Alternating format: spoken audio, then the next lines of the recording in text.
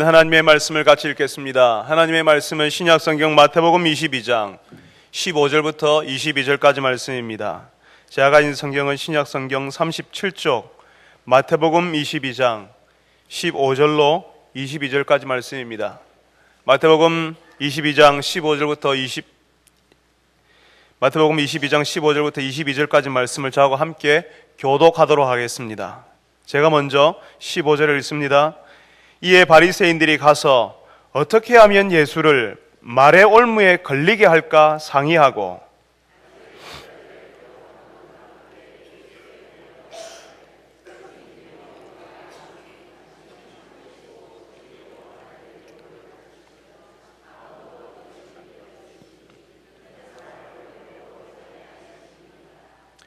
그러면 당신의 생각에는 어떠한지 우리에게 이르소서. 가이사에게 세금을 바치는 것이 옳으니까 옳지 아니하니까 하니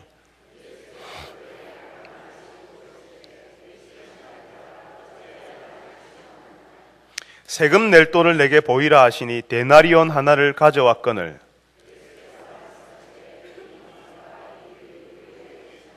이르되 가이사의 것이니이다.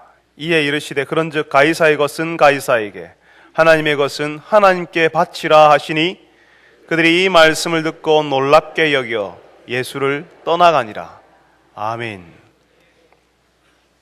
할렐루야 찬양대에서 하나님께 찬양을 올려드리겠습니다.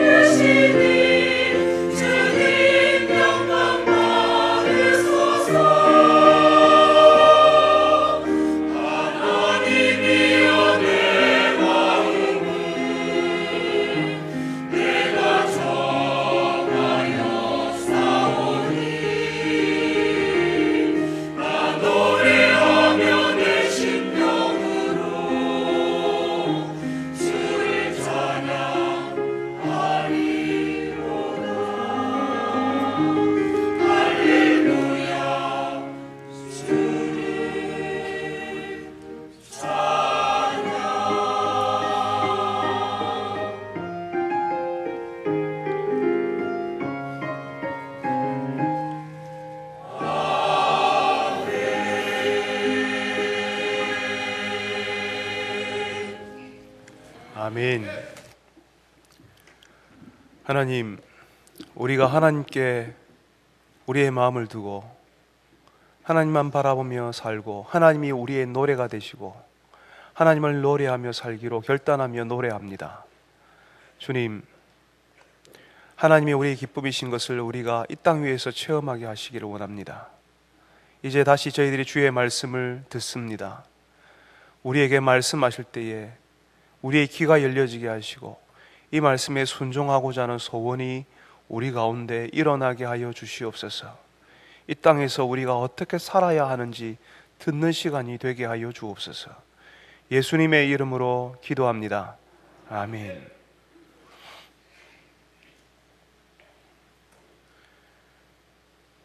여러분, 제가 여러분에게 몇 가지 이야기들을 소개할 텐데요, 제가 소개하는 내용이 무엇에 대한 느낌을 적은 것인지 한번 알아보시면 좋겠습니다. 첫 번째는요, 적게 내면 왠지 기분이 좋아진다. 두 번째는 아무리 생각해도 비싸다고 생각한다. 세 번째는 어떻게 하든 줄이려고 애를 쓴다. 네 번째는 국내가 비싸서 할 수 있으면 외국으로 옮기려고 한다. 다섯째는 봉급쟁이들이 봉이다. 여섯 번째는 가끔 생각하는데 생각만 해도 가슴이 답답해질 때가 있다. 뭐에 관한 내용이겠습니까? 예, 맞습니다. 세금입니다. 꼭 공돈 떼이는 것 같은 느낌이 드는 것을, 세금을 낼 때마다 그런 느낌이 드는 것을 어쩔 수가 없습니다. 얼마 전에 이름만 대면 알만한 기업들이 조세피난처에 유령회사를 차려놓고 투자를 명목으로 세금을 회피했다는 뉴스가 아주 크게 나온 적이 있습니다. 대기업들이라도 세금을 피하기 위해서 할 수 있는 방법을 동원해서 피하려고 합니다. 그러니까 우리 사회에 형성된 분위기는 세금을 꼬박꼬박 잘 내는 사람은 좀 모자란 사람 취급받는 분위기가 형성되어 있는 게 사실입니다. 예수님 당시에도 이 세금 문제는 사실은 쉽지 않은 문제였습니다. 아니, 우리 시대보다 훨씬 더 복잡한 문제였습니다. 이 골치 아픈 세금 문제를 가지고 예수님께 찾아온 사람들이 있었답니다. 오늘 우리가 읽었던 성경에 보니까 바리새인들과 헤롯 당원들이 예수님을 찾아왔습니다. 그리고 예수님께 묻습니다. 선생님, 가이사에게 세금을 바치는 것이 옳습니까? 아니면 바치지 않는 것이 옳습니까? 여러분, 가이사는 로마의 황제를 뜻합니다.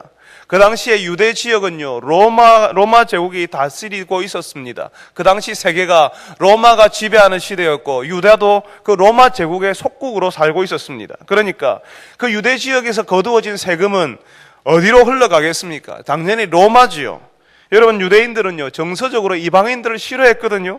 그런데 이방인들이 자신의 영토에서 자신들을 다스리고 있으니까, 또 세금을 걷어가니까 그걸 누가 좋아하겠습니까? 그렇지만 반대로 로마는요, 자신의 속국인 유대에서 세금을 많이 거두면 거둘수록 영토를 확장할 수 있고 제국을 움직일 수가 있는 것입니다. 그래서 이 로마는 세금 징수에 공을 아주 많이 들였습니다. 여러분, 우리가 누가복음이라는 책이 신약 성경에 나오는데 누가복음 초반에 예수님의 탄생 기사가 나옵니다. 그때 그 예수님께서 탄생하실 때 베들레헴에서 나시잖아요. 마리아와 요셉이 베들레헴으로 그 로마 황제의 명을 받고요, 호적하라는 명을 받고 베들레헴으로 가서 거기서 예수님을 낳는 장면이 나옵니다. 그때 호적하는 것, 유대 전 지역의 인구 조사를 했던 것, 바로 그게 로마가 유대의 세금 징수를 위해서 인구 조사를 했다는 것입니다. 그 세금 징수를 위해서 로마는 유대인들을 고용했는데요, 그 사람들이 성경에 나오는 세리입니다. 그러니까 로마의 세금을 걷어다 주는 그 세리를 유대 사람들은 가장 악랄한 죄인 중에 죄인이라고 사람들은 생각했습니다. 그러니까 우리가 읽는 성경에는 이 세금 문제는 아주 중요한 문제였다는 겁니다. 로마는 악착같이 세금을 징수하지만 그 당시 유대 지역에서는 조직적으로 이 세금 징수에 거절하는, 세금 징수에 거부하는 운동이 일어났습니다. 종교적으로 열심히 있는 사람들은 이 세금을 거부해야 한다고 말했습니다. 세금을 내는 것이 하나님을 향한 신앙이 없는 것과 마찬가지다라고 자꾸 분위기를 그렇게 몰아갔습니다. 이 세금을 갖고 징수하는 것 때문에 세금을 거부하는 움직임이 조직적으로 일어났고 나중에는 반란이 일어나기도 했습니다. 갈릴리 출신인 유다라고 하는 사람이 이 세금 때문에 반란을 일으키고 나서는요, 예수님 당시까지 계속 반란이 계속 일어났습니다. 그런 상황 속에서, 바로 이런 상황 속에서 예수님께 질문을 하는 겁니다. 가이사에게 세금을 바치는 게 옳습니까? 바치지 않는 것이 옳습니까? 여러분, 바리새인들이 이 질문을 했다고 했지 않습니까? 바리새인들은 고도로 훈련된 학자 집단이었습니다. 그 당시 분위기를 잘 읽고 있었습니다. 어떤 질문이 사람들을 곤란하게 만드는지 알고 있는 사람들이었습니다. 세금을 내는 것이 하나님을 향한 열심이 없는 것이다. 세금을 내면, 가이사에게 세금을 내면 하나님을 향한 신앙이 없는 것이다 라고, 하나님을 향한 신앙이 없는 사람 취급받는 그 분위기, 그런 분위기 속에서 예수님이 세금을 바쳐야 한다라고 이야기하면, 예수님은 하나님이 보낸 사람이 아니라는, 사람들이 선지자라고 알고 있는데 불의한 로마 정부에게 세금을 바치라고 하면 그건 말도 안 된다라고 할 것이라는 겁니다. 그러면 자연스럽게 예수님을 따르는 사람들이 실망해서 예수님을 떠나게 될 것이라고요. 유대인과 예수님 사이를 끊어놓을 수 있는 좋은 빌미가 되는 겁니다. 예수님이 세금을 바치라고 말하면 사람들을 예수님과 떨어뜨릴 뿐만 아니라 예수님이 하나님이 보내신 사람이 아니라는 소문이 퍼져나갈 수도 있는 겁니다. 그렇다면 세금을 바치라고도 못하면, 그러면 세금을 바치지 말라고 하면요, 그러면 문제는 더 쉬워집니다. 로마가 얼마나 세금 징수에 공을 들이고 있었는지를 제가 말씀드렸습니다. 그런데 로마에 대항하는, 세금을 바치지 말라고 하는 것은 로마에 대항하는 거 아닙니까? 그러니까 반로마주의자로 몰아서 사형시키기 딱 좋은 겁니다. 그 당시 로마는 속국이 된 나라에 군대를 동원하고 세금을 부과했습니다. 영토를 팽창하고 제국을 유지하려면 군대와 재정이 필요하다는 사실을 우리가 다 알고 있지 않습니까? 그 중요한 세금 징수를 공개적으로 바치지 마라, 거절하라 하는 사람을 로마가 가만히 있을 수가 없는 겁니다.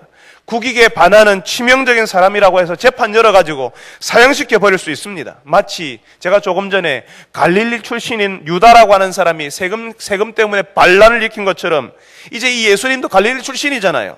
그러니까 또 다른 갈릴리 사람 예수도 반란을 일으키려고 합니다. 세금을 내지 말라고 했습니다라고 주장해서 예수님을 사형시켜야 한다고 주장할지도 모르는 일입니다. 그러니까 지금 바쳐야 하는가 바치지 말아야 하는 것이, 이것이 이러지도 못하고 저러지도 못하는 아주 곤란한 문제를 지금 이 사람들이 예수님께 가져왔다는 겁니다. 바리새인들이요, 고민했거든요. 이 질문 뒤에 뭐가 있습니까? 오늘 우리가 읽었던 말씀에는요, 이 사람들이 그랬습니다. 바리새인들이요, 어떻게 하면 예수를 말의 올무에 걸리게 할까 고민했다고 합니다.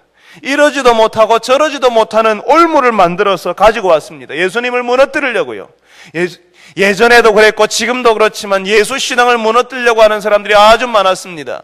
항상 예수님을 환영하는 사람만 있었던 것이 아니라 예수님을 따르고 좋아하고 환영하는 사람들이 있었지만, 마찬가지로 예수를 반대하는 사람, 예수 신앙을 거절하고 반대하는 사람도 항상 같이 있었습니다. 그렇지만 예수님께서는 그 사람들의 의도를 정확하게 파악하고 계십니다.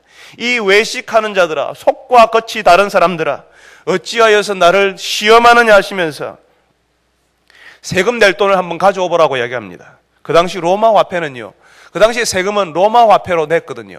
그 당시에 로마 화폐는 데나리온이라고 하는 동전이었습니다. 그 동전에는 황제의 형상이 새겨져 있습니다.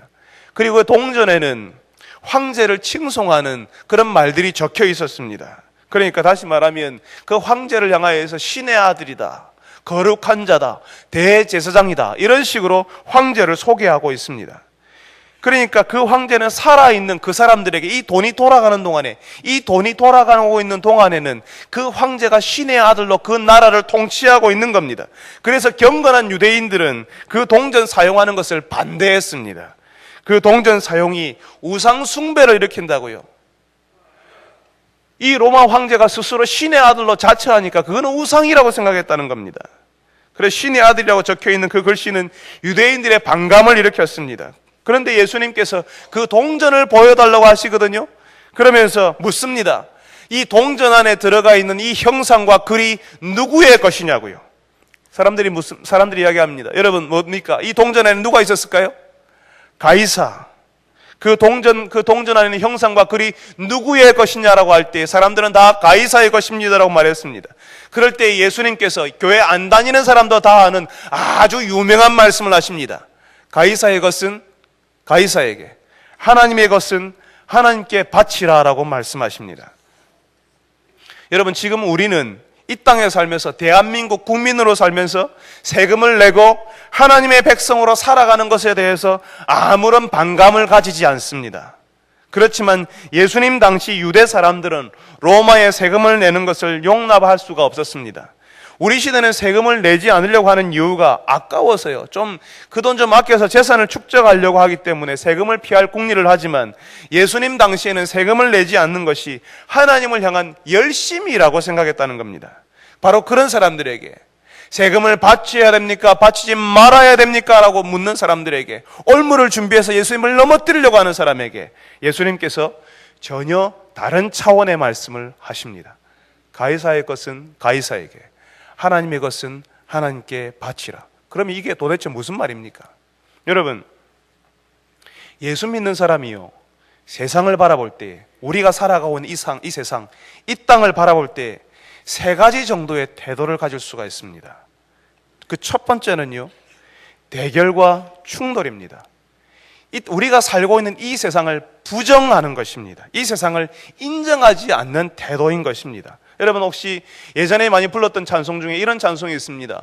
죄 많은 이 세상은 내 집안이네, 내 모든 보화는 저 천국에 있네. 그 찬송 아십니까? 죄 많은 이 세상은 내 집안이네, 내 모든 보화는 저 천국에 있네. 그 찬송 가운데 숨겨져 있는 것은 이 세상, 이 나라는 아무것도 아니니까, 악하니까, 이 세상이 어떤 것도 중요하지 않고 이 땅의 것들은 다 불타 없어질 것이니까, 그러니까 우리는 이 땅에서 너무 많은 것들을 하지 말고 하나님만 바라보고 하늘만 바라보며 살아가야 한다고 하는 그런 생각이, 이런 태도 속에 숨겨져 있습니다. 이 세상을 부정하고 이 세상을 떠나서 다른 곳으로 가야 할 곳으로 그렇게 이해한다는 것입니다. 그래서 이런 태도를 가진 사람은 자신의 가정과 직장도 신앙을 위해서 다 팽개치는 경우를 볼 수가 있습니다. 예수 잘 믿기 위해서는 가정과 직장까지도 포기해야 한다고 생각한다는 것입니다. 여러분, 주로 어떤 사람에게서 이런 경향이 나타납니까? 주로 이단들이, 우리 시대의 이단들이 이런 경향을 가집니다. 그 신앙을 위해서는 가정도 포기하고 직장도 포기하고 다니는 학교도 포기하고 다 그렇게 하라고 가르칩니다. 예수님 당시 유대 백성들이 로마 황제에게 바치는 세금을 거부하는 것이 하나님을 위하는 것이라 생각했다는 겁니다. 바로 그 태도가 지금 그 사람들을 다스리고 있는 그 질서를 부정하는 방식으로, 그 태도가 대결과 충돌의 방식으로 세상을 이해했다는 것입니다. 예수님께서 그 사실에 대해서 거절하고 계십니다. 예수 신앙을 가졌지만 수많은 사람들이 이 세상과 하나님의 나라를 대결과 충돌로 이해하려고 합니다. 그래서 어떤 극단적인 사람은 세상에서 직업도 가지지 않고 결혼도 하지 않고 산으로 들어가거나 수도원 생활을 하려는 경향을 가지기도 합니다. 오직 기도하는 일, 말씀 읽는 것만 하나님의 일이라고 생각하고, 가정에서 아이를 돌보고 직장에서 일하는 것은 하나님이 기뻐하시지 않는 세속적인 일로 생각한다는 것입니다. 그렇게 가정을 세속적인 것으로, 가정에서 직장에서 하나님이 우리를 부르셨다는 사실을 알지 못하고 그것은 다 없어질 것으로, 의미 없는 것으로만 생각하면, 거기에서는 이런 방식으로 세상을 바라볼 때는 우리를 가정으로 부르시고 직장으로 부르신 하나님의 뜻을 발견할 수가 없는 것입니다. 의외로 예수 신앙을 가진 사람들 가운데 의외로 많은 사람들이 이 세상을 부정하고 이 세상을 바라보는 태도를 대결과 충돌로 바라보는 사람들이 종종 있습니다. 예수 믿는 사람들이 세상을 바라보는 두 번째 태도는 뭐냐면요, 타협입니다. 이 세상을 인정한다는 거죠. 대립과 충돌일 때는 이 세상을 인정하지 않는 거예요. 부정하는 겁니다. 그런데 두 번째 태도의 타협의 태도는요, 이 세상을 인정하는 겁니다. 그런데 이 세상을 인정할 뿐만 아니라 이 세상을 너무 좋아해서 이 세상 속에 빠져서 살아가는 것을 말합니다. 이 세상이 너무 좋아서 이 세상 속에 빠져가지고 하나님의 나라를 전혀 의식하지 않으면서 살아가는 것을 이야기합니다. 교회는 다니지만 하나님의 은혜는 알지 못하고, 교회는 어릴 때부터 다녔지만 철저하게 세상 중심으로 세상의 방식으로 살아가는 것을 말합니다. 세상은 세상에 질서가 있다고 이야기하거든요. 그것이 현실이라고, 그것을 받아들이라고 사람들이 이야기합니다. 예수 믿는 사람들이라도 세상의 현실을 인정하라고요. 그래서 세상 속에서 자신이 예수 믿는다는 사실을 절대로 말하지 않습니다. 어떨 때는 예수 믿는다는 사실을 부끄러워하기도 합니다. 바로 신앙과 세상이 똑같아져 버리는 겁니다. 예수 믿는 사람이 이 타협의 방식으로 세상에서 살아갈 때에 세상은 교회를 걱정하게 되고 교회는 아무런 능력도 없이 힘을 잃어가게 되는 것입니다. 여러분, 사도행전에 보면요, 우리 신약성경에 사도행전이라는 책이 있잖아요. 그 사도행전에 보게 되면 이런 내용이 나옵니다.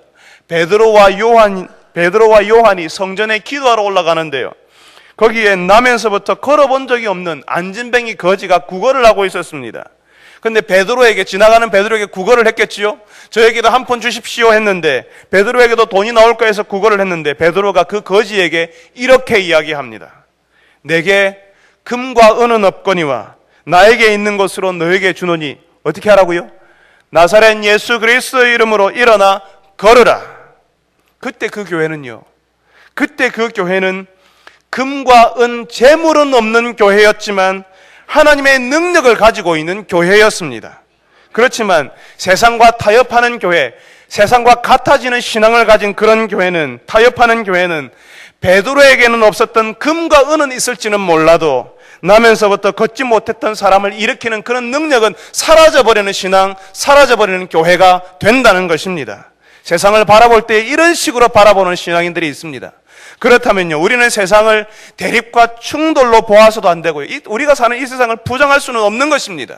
그렇다고 해서 우리가 세상 속에서 세상이 너무 좋아가지고 세상 속으로 푹 들어가 버리는, 세상과 타협해서도 살 수는 없는 것입니다. 그렇다면 어떻게 하라는 말입니까? 세 번째, 예수 믿는 사람들이 세상을 바라보는 세 번째 태도는 세상 속에서 살면서, 이 땅 위에서 살면서, 이 세상을 인정하면서 세상의 질서대로 살지 않는 것입니다.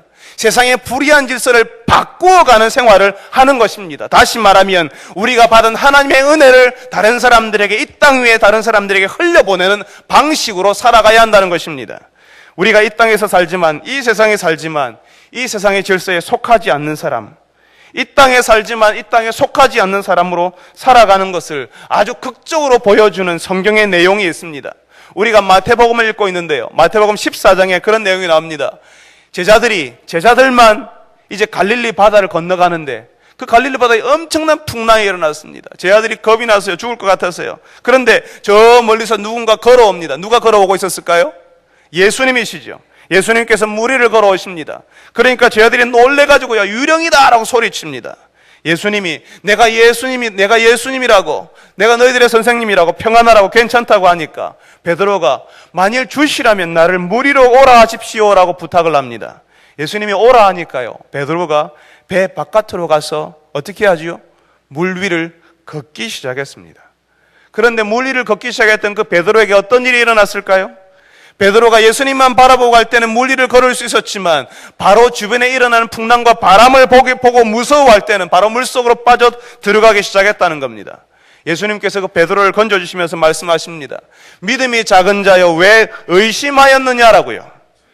예수 믿는 사람들은 이 세상에서 마치 물 위를 걷는 사람처럼 그렇게 살아야 하는 것입니다. 불가능해 보일 수 있습니다. 우리 주변을 바라보면요, 풍랑이나 주변을 바라보면 이렇게 살면 안 될 것 같은 그런 느낌이 듭니다만은 예수님께서 물 위를 걸어오는 베드로를 보시면서 믿음이 적은 자여 왜 의심하였느냐고 묻거든요.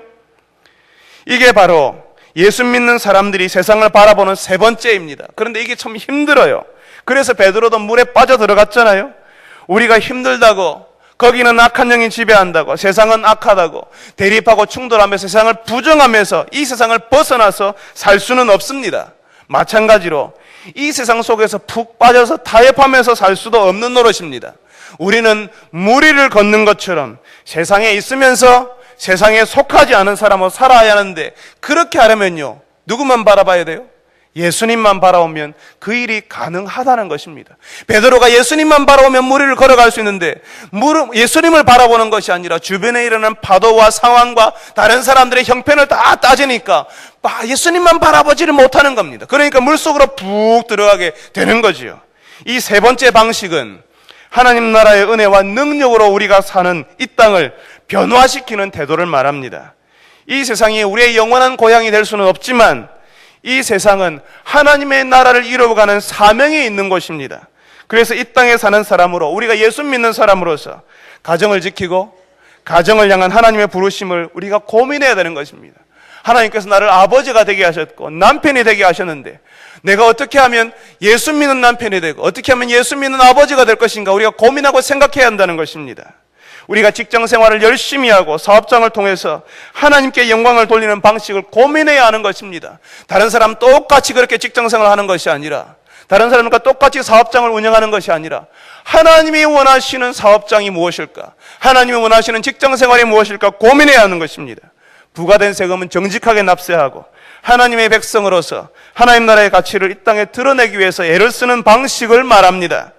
예수 믿는 사람이 공무원도 되고요, 의사도 되고요, 변호사도 되고요, 세탁업도 해야 됩니다. 사명감을 가지고 그렇게 해야 됩니다. 시장에서 장사도 해야 되는 것입니다. 사명감을 가지고 예수 믿는 사람이 장사하면 다르다, 예수 믿는 사람이 세탁하면 다르다, 예수 믿는 사람이 사진 찍으면 다르다는 소리가 다른 사람들 주변에서 흘러나와야 되는 겁니다. 그런 일을 하면서 하나님을 믿는 신앙을 드러내는 삶을 사는 것이 바로 세 번째 방식입니다. 예수님께서 가이사의 것은 가이사에게, 하나님의 것은 하나님께 바치라고 말하는 것은 바로 이런 방식으로 이 세상에, 이 땅 위에 살면서 하나님의 은혜를 흘려보내는 방식으로 세상을 바라보아야 한다는 것을 알려주시는 겁니다. 사랑하는 성도 여러분들이, 하나님께서 여러분을 가정으로 부르시고 직장으로 부르시고 교회로 부르시고 여러분을 이 땅 위에서 사명자로 부르셨다는 사실을 알고 하나님의 백성으로 살아가도록 부르셨다는 사실을 알고 우리 여러분의 삶의 현장에서 하나님의 나라의 가치를 드러내는 사람, 하나님의 은혜를 흘려보내시는 주의 백성들이 다 되시기를 바랍니다. 이 세상을 부정적으로 보는 것이 아니라, 또 이 세상을 너무 좋아해서 그 속으로 푹 들어가 버리는 것이 아니라 물 위를 걷는 사람으로 살아주시는 여러분 되시기를 바랍니다. 여러분, 예수 신앙을 가진 사람은요, 이 세상에서 은혜를 흘려보내는 방식으로 세상을 대해야 한다라고 말씀을 드렸습니다. 그렇다면 어떻게 해요? 여러분, 가이사의 형상이 새겨진 동전을 가이사에게 돌려주라고 하십니다. 가이사의 형상이 거기 그려져 있으니까요. 그 가이사의 형상이 그려져 있는 것은 가이사에게 돌려주고요. 그렇다면 하나님의 형상은 누구에게 돌려줘야 돼요? 하나님께 돌려주는 것이지요. 하나님의 형상이 어디에 있는데요? 구약 성경 창세기를 읽으면요, 사람들이 다 하나님의 형상으로 창조되었답니다. 그 하나님의 형상이, 우리가 다 하나님의 형상을 가지고 있는데 사람이 죄를 지으면서 어두워진 거지요. 하나님을 떠나 있으면서 우리가 하나님의 형상인지도 모른 채 살아가는 것입니다. 그런데 그 형상이 아직도 사람들에게 남아있어요. 그래서 그 형상 때문에 사람들이 하나님을 그리워합니다. 예수도 믿지 않았고 하나님을 따르지도 않는데 뭔가 모르는데 기도해야 될 것 같고 뭔가를 의지하고 싶은 마음이 드는 겁니다. 예수 신앙을 가지지 않았는데도 그 마음에 누군가를 의지하고 싶어하는 경향을 가진다는 겁니다. 그 이유는 우리가 다 하나님의 형상대로 창조되었기 때문에 그렇습니다. 바로 그 형상은 우리가 예수님을 믿을 때 회복되기 시작합니다. 여러분, 집안에 사랑받는 아이들의 얼굴을 보신 적이 있습니까? 부모의 사랑을 가득 받아가지고 주변 사람들의 사랑을 가득 받아가지고 자라고 있는 그 아이의 얼굴을 보신 적 있습니까? 그 아이의 얼굴은요, 윤기가 흐릅니다. 아이의 얼굴에 웃음이 늘 피어 있습니다. 정서적으로 안정이 되어 있고요, 자신감이 있습니다. 그리고 자신을 사랑해주는 부모와 함께 있는 것을 좋아합니다. 왜냐하면 부모에게서 사랑받고 있다는 사실을 자기가 아니까요. 그 사랑받고 있는 느낌이 바깥으로 표현이 되는 겁니다. 자기도 모르게 그 아이가 그냥 학교 다니고요, 그냥 친구들 만나고 그냥 사는데 그 아이에게서 이 아이는 사랑받고 있는 아이가 틀림없어라고 하는 그 분위기가 흘러나오는 겁니다. 우리가 예수를 믿고 하나님과 교제할 때에 하나님의 사랑받는 자녀라는 사실을 우리가 경험할 때에 사람들은 저절로 우리가 어떤 사람들인지를 알게 됩니다. 우리가 애써서 나 예수 믿는 사람이요, 교회 집사요, 장로요, 목사요 말하지 않아도 사람들은 우리를 그냥 조금만 관찰하면, 조금만 우리하고 함께 시간을 보내기 시작하면 저 사람은 다른 사람이라는 사실을 알게 됩니다. 우리가 하나님의 사랑받는 자녀라는 사실을 우리가 경험하고 살기만 한다면 우리는 우리도 모르는 사이에 우리 속에서 그런 분위기가, 하나님의 형상됨이 흘러나간다는 것입니다. 사람들이 다 알게 됩니다. 그리고 우리는 그냥 그 예수 믿고 사는데 예수를 믿는 우리의 신앙이 우리의 생활 속에 흘러나가게 되는 것을 우리가 우리 주변 사람들 통해서 증언을 통해서 듣게 되는 것입니다. 하나님의 형상이 회복되고 있기 때문에 그렇습니다. 우리를 보면, 다른 사람들이 우리를 보면요, 하나님이 보이는 거죠. 형상이라는 것이 바로 그겁니다. 그 형상이라는 것은 그 형상을 보면서 누구를 생각해요? 바로 실체를 생각하는 겁니다. 우리가 하나님의 형상이니까 우리를 보면 사람들이 뭘 봐요? 하나님을 본다는 것입니다. 바로 오늘 말씀에 하나님의 것을 하나님께 바치라고 하지 않습니까? 하나님을 인정하면서, 하나님을 의지하면서 그냥 이 땅 위에서 그냥 사는 거예요. 그냥 살면 우리는 우리도 모르는 사이에 우리가 하나님께 드리면서 살게 되는 것입니다.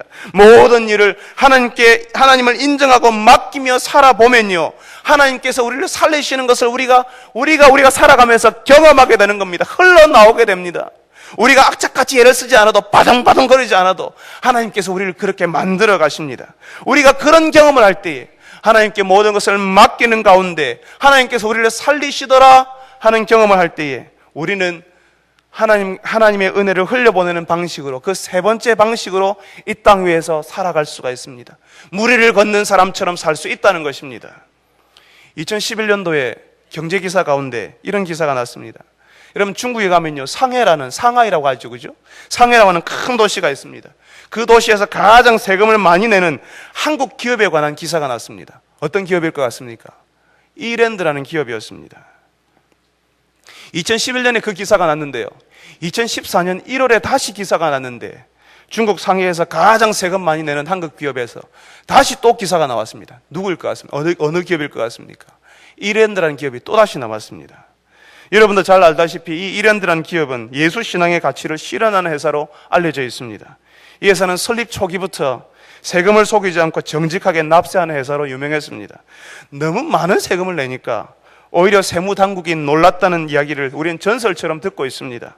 세금을 속이기 위해서 조세 피난처를 만들어 놓고 세금을 빼돌리는 회사가 많이 있는데, 하나님께서는 이런 세상에서 세금을 피하지 않고서도 기업할 수 있다는 사실을 이 이랜드를 통해서 보여주는 겁니다. 이 회사가 세금을 워낙 많이 내니까요, 다시 말하면 세금을 속이지 않으니까 중국 상해 정부에서는 이 회사가 상해에 오래 있으면 있을수록 좋은 겁니다. 기업 활동을 잘하면 잘할수록 상해에 도움이 되는 겁니다. 그래서 그 회사가 다른 곳으로 안 가도록 자꾸 각종 혜택을 주면서 붙잡는 겁니다. 제발 여기서 기업을 해달라고, 여기서 계속 있어달라고, 그런 기사가 나온 것을 본 적이 있습니다. 물론 이 회사가 늘 잘하는 것, 늘 공만 있는 것은 아니지 않겠습니까? 또 이 회사가 세금만 많이 내었겠습니까? 그 중국 땅에서 살아남기 위해서 얼마나 발버둥을 쳤겠습니까? 그렇지만 분명한 것은 예수 신앙의 가치를 가지고 남들이 그런 것은 불가능하다고 말할 때에 자신의 기업 활동을 하나님의 처분에 맡겨보니까 하나님께서 그 기업이, 그 땅에서 되는 기업이 되게 하시더라는 것입니다. 그것을 경험해보고 나니까 이 기업은요, 다른 곳으로 옮길 때마다, 도시에 기업을 열 때마다, 가게를 오픈할 때마다 그런 방식으로 기업을 하는 겁니다. 되게 하시니까요. 예전에 제가 사회 가던 교회에 그 도시에서 가장 큰 성형외과를 하시는 의사 선생님이 계셨습니다. 그 집사님 손이요, 진짜 아주 조그만해요. 여자 손처럼 부드럽고요, 조그만해요. 손이 작으면 성형하시는 분에게 유리한 모양입니다. 아주 손이 작은 그런 집사님이셨는데, 그 병원이 그 도시에서 가장 잘 되고 가장 큰 병원이었습니다. 아마 그 도시에 사는 여인들은 그 병원과 그 병원장 이름도 다 알고 계셨을 겁니다. 그런데 이분이 제자훈련을 시작했는데요, 제자훈련을 하는 중에 예수 믿는 사람이 이 땅 위에서 행해야 될 책임에 대해서 담당 목사님과 이야기를 하게 되었습니다. 당연히 세금 내는 문제가 나왔지요. 여러분도 알다시피 많은 사업체들이 세금을 회피할 수 있으면 회피할 방법을 찾아서 그게 불법이라도 피하려고 하지 않습니까? 그런데 이 집사님께서는 제자훈련을 하면서 결심을 했습니다. 그 세금 그대로 다 내기로, 꼼수 부리지 않기로 결심을 했습니다. 사실 내야 할 세금액이요, 얼마 안 될 때는요, 세금 당연히 내야 되지, 사람들이 그렇게 생각합니다. 그렇지만 그 세금액이 평소 보통 사람들이 생각할 수 있는 액수를 훨씬 넘어설 때는요, 이게 정말 쉽지 않은 겁니다. 분명히 마음에 갈등이 생길 수밖에 없습니다. 그런데 그 집사님께서 분명히 마음의 갈등이 생겼을 텐데 그 세금을 다 내었다는 이야기를 들었습니다. 그분이 그 세금을 다 내었다는 것은 이제 그 병원, 그 사업체 하나님께서 맡아주시라. 세상은 그렇게 하면 병원을 운영할 수 없고 기업을 운영할 수 없고 가게를 운영할 수 없다고 하는데 세상의 질서를 따르지 않고 하나님의 질서를 따르기로 했던 사람을 인도하여 주시라고 하는 신앙 고백이었다는 겁니다. 그런데 그 세금 다 내어보니까요, 그래도 되더라고요. 그전에는 안 될 줄 알았거든요. 안 될 줄 알았으니까 지레 겁을 먹고 안 했는데 한번 해보니까 무리를 걷는 심정으로 걸어보니까요, 되더라는 겁니다. 하나님께 맡겨보니까요, 하나님의 은혜를 흘려보내는 방식으로 해보니까 되더라는 겁니다. 그 병원의 간호사들도 다 알고 있고 함께 협력하는 회사들도 다 알고 있었습니다. 여러분, 이게 중요합니다. 하나님이 원하시는 방식으로 살아도 살 수 있다는 사실을 발견해보는 것이 중요합니다. 이게 중요하지만요, 이게 너무 중요한데 한번 첫 발자국을 한번 끊어보는 것이 중요한데 한번 발자국을 내딛어 보는 것이 중요한데 이게 중요한데 많은 사람들이 하지 못하고 경험하는 것이 바로 이것입니다. 내가 실제로 해보려 하면 겁이 나거든요. 두려움이 찾아오는 겁니다. 베드로가 무리를 걷다가 바람을 보고 물속에 빠지는 것처럼요, 그 세금 다 내면 도대체 내가 어떻게 사냐 하는 걱정이 일어나니까요, 아예 해볼 생각조차 가지지 않는 겁니다. 그렇지만 그 두려움을 뚫고 매섭게 몰아치는 풍랑과 바람을 뚫고 물 위에 한번 서보겠다, 예수님만 바라보면서 물 위에 한번 서보겠다고 하는 사람에게 기적이 나타나는 겁니다. 하나님의 역사가 나타나는 것입니다. 그런 사람들에게 하나님께서 몰아주시는 겁니다. 부어주시는 겁니다. 한 번만 해보면요, 다음에 또 할 수 있습니다. 그 처음이 중요한 겁니다. 한 번만 해보면 다음에 또 할 수 있고, 또 할 수 있으면 그 다음에는 더 쉽게 할 수가 있습니다. 신앙생활 오래 하신 분들 가운데 11조 때문에 고민하는 사람들이 있습니까? 처음에는 그것 없으면 못 살 것 같잖아요. 목사에게도 물어봅니다. 목사님, 실수령에 11조 드려야 됩니까? 내가 전체 받는 것에 11조 드려야 합니까? 고민이 되니까 그렇게 물어보는 거 아니겠어요? 처음에는 그것 없으면 못 살 것 같고 안 될 것 같지만 지금은 여러분들이 전부 다 너무나 당연한 것으로 받아들이고 계시지 않습니까? 오히려 하나님께 드림으로 하나님께서 우리를 살게 하신다는 신앙 고백을 하고 계시지 않습니까? 하나님께 맡긴 사람, 하나님을 의지하는 사람이 기적을 봅니다. 맡겨보지 못한 사람들은 경험할 수도 없습니다. 한번 맡겨본 사람, 물 위에 한번 서 있어 본 사람은 하나님께서 정말 되게 하신다, 내가 거기에 서게 하신다는 것을 경험하게 만든다는 것입니다. 하나님께 맡길 수 있는 사람이 이 땅의 사람들에게 하나님의 은혜를 흘려보내는 사람이 됩니다. 사랑하는 성도 여러분, 여러분들이 하나님께 한번 다 맡겨보아도, 하나님의 처분 가운데 여러분을 맡겨보아도 여러분이 살아난다는 사실을 체험하시는 분들이 되시기를 바랍니다. 그것 한 번만 체험하면 여러분들이 하나님 앞에 하나님을 믿는 믿음으로 하나님의 형상으로 이 땅 위에서 살아갈 수가 있습니다. 그래서 이 땅의 사람들에게 여러분이 받은 은혜를 흘려보내는 주의 백성들, 하나님의 백성들이 다 되시기를 바랍니다. 우리 다 같이 한번 기도합시다. 우리가 이 땅에 살아갈 때 우리가 이 세상을 부정할 수 없습니다. 또한 마찬가지로 이 세상이 너무 좋아서 이 세상과 타협할 수도 없습니다. 우리가 이 땅을 살아가는 것을, 우리가 이 땅을 인정하며 살아야 되지만 마찬가지로 이 땅의 부정한 질서를 바꾸고 회복하는 일이 우리에게 사명으로 맡겨져 있습니다. 찌그러진 가정을 살리고 잘 되지 않는 직장과 사업장을 일으키고 교회를 회복하는 일이 우리의 사명으로 맡겨져 있습니다. 하나님이 우리를 부르시는 날까지 이 일 잘 감당하게 해달라고 우리 같이 한번 기도합시다. 하나님께서 우리에게 이 땅에서 우리를 부르시는 이유는 이 땅에 사명이 있음을 우리에게 알려주시기 위해서입니다. 우리는 아버지로의 부르심이 있고, 직장에서의 부르심이 있고, 사업장에서의 부르심이 있고, 교회에서의 부르심이 있습니다. 하나님 나라의 가치를 가지고 무리를 걷는 사람처럼 하나님의 나라를 드러내는 사람으로 살게 하여 주옵소서. 우리 같이 한번 우리 기도했으면 좋겠습니다. 우리 다 같이 한번 기도합시다. 거룩하신 아버지 하나님, 오늘도 저희들에게 주의 말씀을 듣게 해주셔서 감사합니다. 아버지 하나님, 우리가 이 땅을 살아가면서 주님, 이 세상을 부정하며 살 수는 없습니다. 주님, 이 땅을 살면서 이 세상과 타협하며 살아도 되지 않는다는 사실을 주님 알려주셔서 감사합니다. 주님, 이 땅을 부정하지도 타협하며 사는 것이 아니라 이 땅을 인정하지만 주님, 이 땅의 질서를 따르는 것이 아니라 하나님의 질서를 따르는 저희들이 되게 하여 주시옵소서. 이 땅의 왜곡된 구조를 바꾸고 이 땅의 왜곡된 질서를 주님 바꾸어 나가는, 이 땅에 주님 하나님의 은혜를 흘려보내는 방식으로 살아갈 수 있도록 도와주시옵소서. 아버지 하나님, 그리하여서 교회가 이 세상에 하나님의 대안이 되게 하시고 가정을 살리고 직장을 살리고 사업장을 살리고 교회를 살리는 일들이 우리 가운데 일어나게 하여 주시옵소서.